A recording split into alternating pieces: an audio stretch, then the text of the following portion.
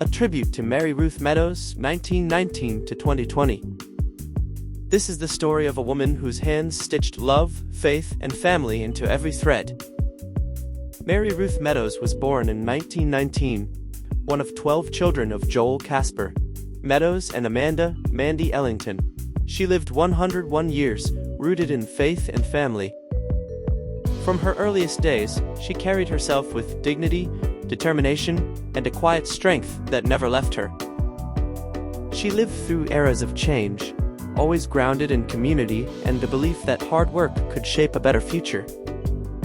Family was her foundation. She poured love into every generation around her. Her wisdom stretched across decades, touching daughters, nieces, cousins, and neighbors. In 1965, she began sewing at her husband Billy's dry cleaning shop. She learned on this very machine, sometimes waking from dreams with the answer to a repair. Every Friday, the clothes were ready. Every customer satisfied. When she passed in 2020, her daughter Ruth placed that cherished machine in my hands. A century of living, loving, and dreaming in stitches preserved for generations to come.